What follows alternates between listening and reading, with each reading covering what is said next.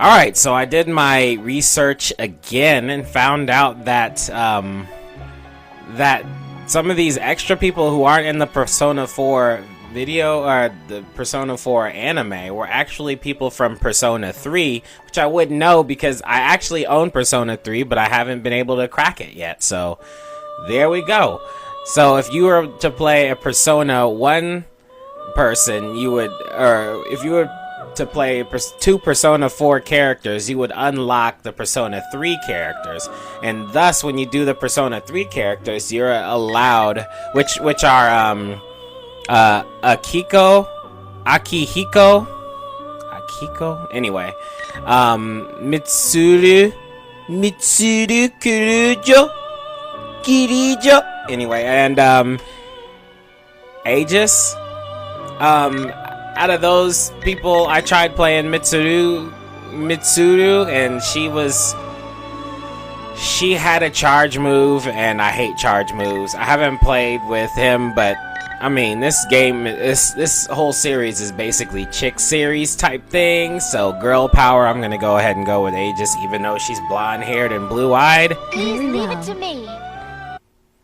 Hopefully he'll explain a little bit more about Persona 3 without spoiling the shit out of it. Just because I haven't played it yet, right? Are you awake? I'm sorry. I had turned off my consciousness to test the new equipment installed on me. Yes, that's why we use the emergency channel. We've been asked to go into action. Has something happened? Who sent the request? We'll brief you on the details in transit. Also, regulations say that the member with the lowest serial number is in command. Currently, that's you. I'm in command? Are you sure about this? After all, You're well suited for it, in my opinion. Understood.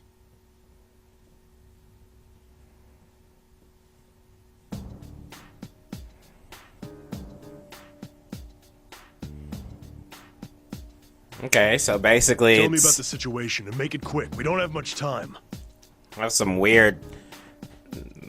There's a SWAT guy who takes tests, apparently.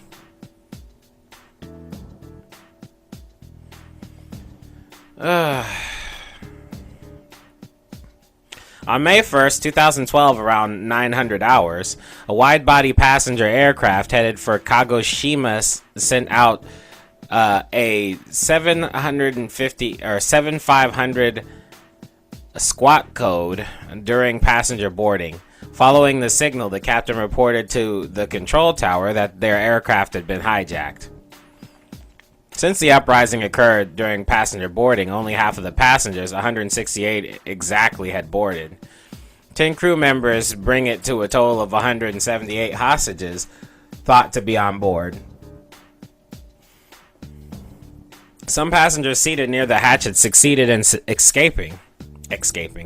The following points were gained from questioning them. Take care not to be seen by the hijackers. There are 3 hijackers, all of them covering their faces with ski masks. All of them are armed with what seem to be pistols. From their voices and builds, they appear to be males. They all spoke fluent Japanese. And currently, the aircraft in question has moved to the front of the landing strip at the hijackers' insistence and is stopped there. The authorities have attempted to negotiate with the hijackers by radio, but they have made no demands. A team member finishes his report. The captain nods silently and addresses his team. There hasn't been a plane hijacked in this country in over 10 years. None of us, not even me, have dealt with this before. Still, the procedure remains the same. Trust yourself, remember your training, and keep a cool head. The captain The captain turns towards the plane again. Why am I doing so bad at reading? Taking that as a cue, the team scatters to their specific posts to take up positions. The only thing to do now is to see what happens. Eventually, 10 o'clock comes around. Half an hour has passed already with no new developments, and why are we talking about it? Repeated attempt to raise the hijackers have been made, but they have yet to make any demands. Tensions are beginning to rise. The worst case scenario is that they have no need to make demands and that their objective is to seize the passenger plane itself. In this case, the team would be facing a large-scale terrorist attack. Come on, talk to us. After 15 more minutes had passed, a slight change in the situation was reported. All emails and calls going through the stations near the airport are being checked. The details of the message, thought to be from inside the plane, are not confirmed. It appeared that the hijackers had confiscated all cellular phones as per standard hijacking plans, but... Sir, there's a report from HQ. They picked up a transmission from one of the passenger's cell phones. It's a smartphone with GPS, so they can tell it's inside the plane. Confirm those details for me. There are two possibilities. The hijackers are using a passenger's phone to contact associates outside, or the passenger is contacting someone in secret. The latter possibility is more likely. Why are we even talking about that? Just tell us. His life is at stake if we don't wrap this up within the hour. Looks like we can't stall for time. Yeah, why are we even talking about this? What happened to Persona? As Panic spreads, a proposal for negotiations based on this fact and the proposal to storm the plane are both considered. But because only half the passengers had boarded, the situation inside the plane is uncertain, making devising a tactical plan difficult. Though, if one is done, a passenger will surely succumb within the hour. A blunder like that must be avoided at all costs. That was the thinking that guided the police officials to make their decision. The same day at 10:30. What? Withdraw? This is a hijacking! What are you thinking withdrawing our people? Whoa. Yes, I understand. Wait, what's going on? Orders are orders. We'll fall back at once. Get ready. No one understood the sudden withdrawal order. I understand. They're about to send some damn ninjas up in there. Where's Jason Statham when you need him? Just then, another group approaches without a sound. His members are dressed differently in suits and trench coats, but all of them wear black with sunglasses. At a glance, it is clear that they are tall, well-built, and used to rough situations. With nearly 20 of them gathered in one place, they are imposing despite their silence. They do not seem to be airport personnel, but neither are they known to the police. However, the captain senses a kindred spirit with them and approaches. For the next half hour, we're in command of this scene. MIB. There come the men in black. Galaxy You didn't Defenders. answer the question. Who's responsible for this? So you're the one in charge? Yes, Are you shitting me? there is no time to waste quarreling. Are you not even gonna tell me who you're with? I cannot. So you expect me to hand over control of the scene to you without even telling me who the hell you are? I believe orders to withdraw have already been issued. Lady, I don't know what kind of juice you have with the brass, but are you ready to be responsible for the deaths of those passengers? Your protests are doing nothing to relieve the danger. Rescuing them as soon as possible is my, or rather, our duty. Have faith in us. We too wish to save them. Right. But you got exactly 30 minutes and not a second more. Understood. Well then, move in as naturally as possible while staying in their blind spots. Eventually, a roofless stair car advances slowly towards the passenger plane. Closest we can get without them noticing will be about 10 meters from the plane. That will be more than enough. More than enough. What's the point of half-assing it like that? The captain's annoyance begins to turn to curiosity. Blah, blah, blah. If she is replacing the SAT team, then she must have a plan beyond simple brute force, but... Now, let's begin. Ninja! The stair car stops. The girl gets out of the driver's seat. She walks silently behind the vehicle, turns towards the passenger plane, and sits with one knee up. What's she doing? The captain brings up a pair of binoculars to see her behavior more closely. At first, he assumes she's going to use the stair car's movement as a decoy to send her team in from a different direction. Like humans, most vehicles have significant blind spots above and underneath. Yet that doesn't seem to be her plan. Does she plan to make her move while using the stair car as shelter? Is she possibly going to just do the move? While Captain mulls over the question, the girl makes an unexpected move. She appears to lower her stance slightly one moment, and in the next, she is no longer in sight. Dragon Ball! By the time the captain grasps that she is running, she has already reached the top of the stair car. She ran up the stairs. Her slender body launches like a cannonball from the top of the stairs. What? She jumped? Even the SAT members voice their surprise. The girl's leap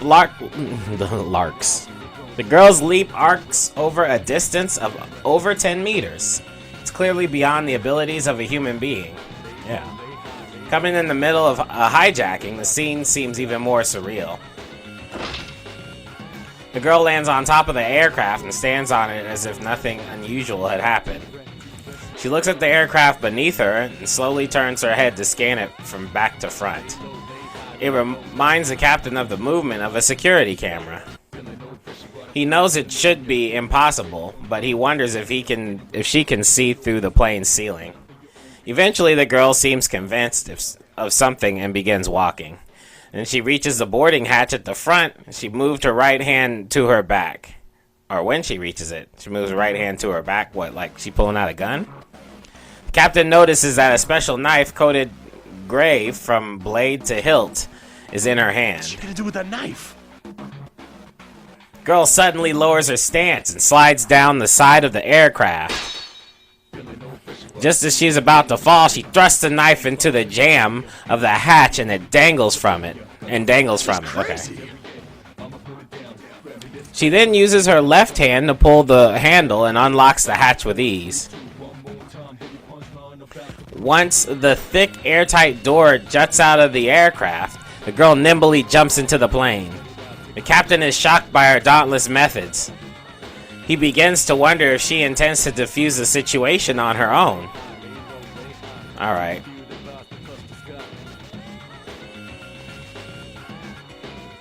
Damn, plane is empty. Warning light goes on the cramped cockpit. Two people there notice it at once. One of them is the captain sitting in the pilot's seat. The other is a man holding a gun to the back of the captain's head. The light is labeled hatch open, even an amateur can understand what that means. The man suddenly tenses and stands ready at the passenger side door. He prepares himself for someone to charge through it, but he quickly regains himself and turns the gun back to the captain. The man casts irritated glance back and forth between the captain and the door for a while, but eventually approaches the door, his gun pointed at the captain. He cautiously cracks open the door and looks towards the passenger seating. Just outside the cockpit is the first class section, but the passengers were gathered in economy class at the time of the hijacking. First class is empty. The man squints. To ward off observation, or worse, snipers, the windows are down. Coming into the darkened plane from the bright cockpit forces his eyes to adjust. But from the corner of his eye, he sees a gleam of light shining, and that is unlike the regular lights. And within that light is a silhouette. Before he can react, the silhouetted figure closes the distance. A hand grabs the edge of the door and opens it with tremendous force. Two quick, heavy shots are fired. You didn't have any shot firing noises? Anyway, the man collapses unconscious without a sound. The captain turns around in surprise to see the intruder, a blonde girl with an index finger to her lips to signal silence. Shh. She first lays the man on the ground and then removes a pistol in his hand. But on closer inspection, it's only a model gun supplemented with metal parts. Wow. The seam between the parts is in different places compared to a real gun, If taken apart, the disabled pieces would look nothing like a real pistol. The girl then takes handcuffs from a small pouch on her waist and fastens the man's arms to a seat leg near the window. Even if he wakes up, he will be unable to stand. Though the captain still looks as if he wishes to say something, the girl's eyes meet his and insist on silence as she leaves. The curtain dividing the first class and economy class is closed. The girl hides herself between it and peeks through. I wish they would have done some animation for this. There's a man in each of the aisles on the left and right. Neither seems to have noticed her. I thought 2 heavy gunshots were fired or something, right? I mean, it was a fake gun, so I don't get it. I could have sworn I read that. The passengers and cabin crew are crammed into the seats in the back. Everyone's placement matches the readings from his or her heat sensors, and she picked up from above the plane. Both remaining hijackers are closer to first class. There's only 3 of them? The man closest to her is only a few steps away. She judges that he can easily be disabled before reacting if she moves quickly. They both carry pistols, but they are the same type as the downed hijacker. From what she can see, these 2 are mere model guns. The girl swiftly pushes aside the curtain and grabs a closer man's right wrist. The hijacker, caught off guard by the sudden appearance of such a slender girl, stops moving for a moment. In that moment, he surrenders any chance of victory he may have had. With a pain cry, he drops the pistol to the ground. The girl uses her grip on his right hand to put him on the ground. Then smoothly pulls out another pair of handcuffs and locks his arms to the passenger seat. The man thrashes about, but despite his struggle, he is no better than a worm writhing on the ground. The last hijacker finally recovers from his shock and aims his gun. The girl pulls a button from the other man's sleeve and flicks it towards her opponent's face. Really? The button travels at immense speed, though it was only fired from her fingers. The man tries to shield his face, but he is too late and groans in pain when the projectile impacts his forehead. The girl does not let the opportunity pass. She easily jumps over the 3-seat wide center block of seats with one arm and grabs a man's right hand. There, she repeats the same procedure she used before. Their weapons are immediately seized while they are restrained on the floor. The passengers are only now grasping what is happening before their eyes, and a murmuring chorus rises. Do not be alarmed. I have come to rescue you. Your safety has not been secured yet, so please stay calm and remain in your seats. Stay calm. There's a sporadic applause as well, man. But there is a slightly hysterical tinge to it in the reaction to the tension of the situation. Man, I can't read today. We were told someone requires medical assistance for their chronic heart illness. His name is... Just as the girl approaches the center of the plane, she senses a male passenger stand up from his seat. Uh-oh. He is extremely calm and quiet as he does so. The girl belatedly picks up on the incongruity. All the other passengers are nervous. It is then that she feels something hard pressed against the back of her head. She knows without looking that's the muzzle of a gun. A nearby passenger's cry of relief suddenly turns into screams. I am impressed with your judgment to stay hidden until an opportunity arose. The girl is unperturbed as she continues to look straight ahead. The man stays silent and keeps a pistol pressed to her head. It's a horrible mistake to take away the advantage of your gun by bringing it at close range. You know what I mean? He had a better chance grabbing a couple of hostages or something. But then again, if the guns are fake, she can't really see if he's holding a real gun or not. She has to assume it's a real gun. And she knows there's no danger of being shot, but she is not yet sure that he was the only one hiding. Left with no choice, the girl accedes to his demand and moves forward. After about 10 steps, another man stands up as expected. And you too. Man doesn't answer. He slowly approaches from the front. The girl is now sandwiched from front to back. Oh yeah. Bow chicka wow wow. At that moment, footsteps sound from beyond the curtain leading into first class. The two culprits both react at once. But it's too late. Over 10 men in black rush in at once from beyond the curtain. While the girl had drawn the hijacker's attention with the scuffle, the stair car had closed in. First, they pinned down the man standing in front. The narrow passage gives the man behind her a short reprieve, but it doesn't last long. The moment he lowers the hand gripping the pistol in order to escape, the girl grabs his wrist. And so focused was he on the men who bursted into the scene that he forgot about the threat the girl posed. He is immediately tripped and restrained once he falls on his back.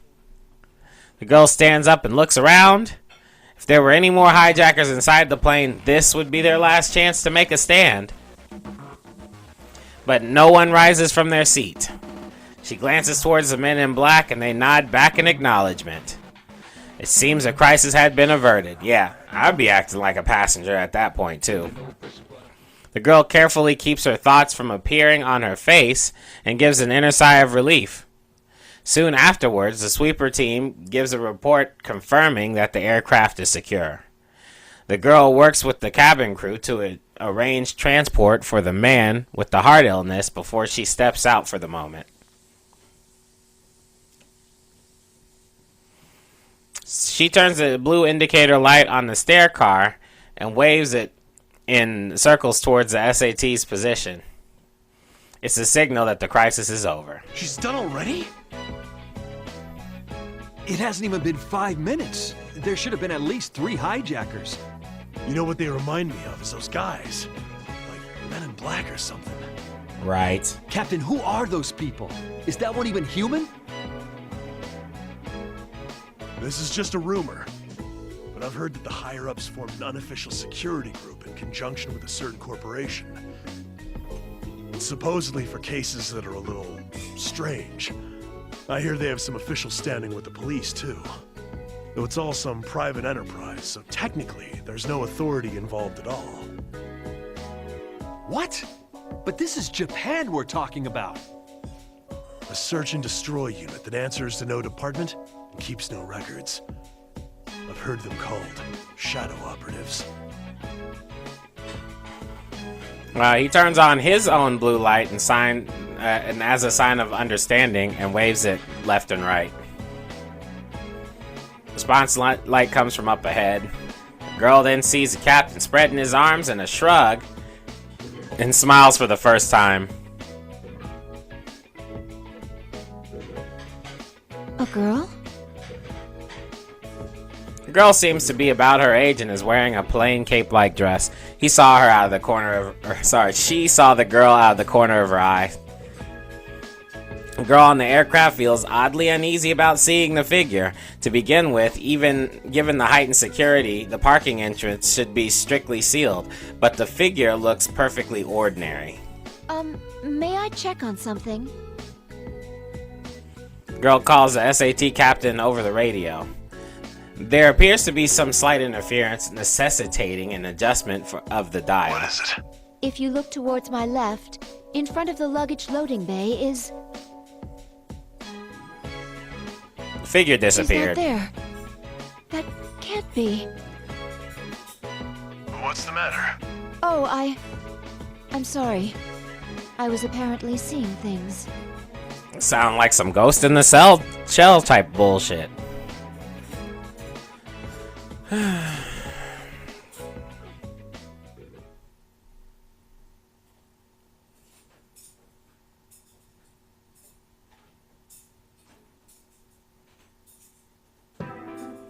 Are you all right, Mitsuru-san?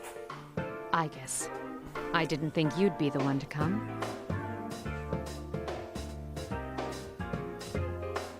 A woman who answers has long, shining hair that would make an impression on anyone. Her refined appearance makes her stand out over and above her calm position in her seat. But Aigis knows the woman well. In fact, I was surprised to be called on to deal with something like this. The suspects made no demands. What were they after? At first, I thought I was summoned because you were their target, Mitsuru-san. The higher-ups must have thought the same thing and panicked. Especially considering there's cargo on that plane they wouldn't want made public.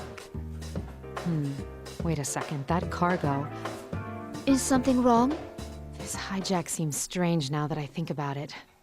They made their move before takeoff, which is odd timing.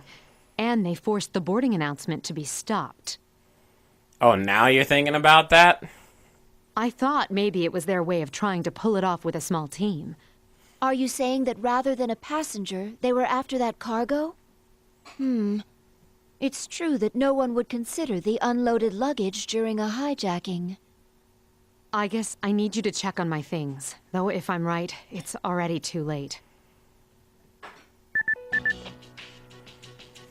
In response, Aigis instructs her team via radio to secure all luggage transport routes. Moreover, she requests a search to ensure that no cargo has been taken. Even if you're right, why would they be interested in your belongings? My usual cargo wouldn't be worth hijacking a plane over. But I was carrying something sensitive this time. Normally, if they wanted it, they'd have to bypass a Kirijo facility's security or attack the vehicle transporting it. But by doing it this way, they can divert the entire country's attention with a few model guns. Mitsuru smiles. Aigis can tell she's impressed with their audacity despite herself. Mitsuru-san's cargo. Sensitive belongings for a vacation. I understand. Hijacking a plane out of a desperate desire for undergarments. This incident will surely go down in history. What? You're jumping to conclusions. It's not sensitive in that way. Besides, my underwear is in this bag and... Right. That's it. Enough about underwear. More accurately, my cargo contained items from Ergo Research. My trip to Kagoshima was partly vacation, but also to oversee their transferal to Yakushima. Aigis speaking. I see. Understood.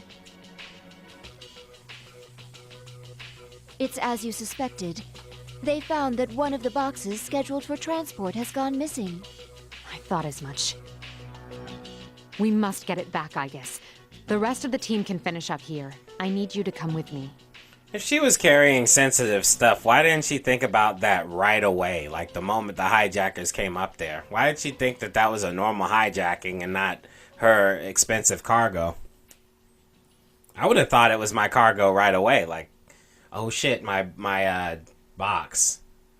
Especially if you're in charge of it. Why the hell would you not, like, why would you check that sort of thing in? Why wouldn't you put it in one of the top bins? It's so confusing.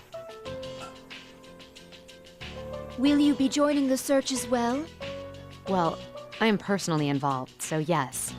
In other words, you will officially rejoin the unit and participate in this mission. To be more direct, is it accurate to say that you are abandoning your vacation? Then I hereby transfer command authority to you, Mitsuru-san. Regulations state that the member with the lowest serial number is to take command. And since you are member number 1, the official leader of the Security Department Shadow Response Unit, also called the Shadow Operatives. I had a feeling I wouldn't be able to enjoy this vacation for long.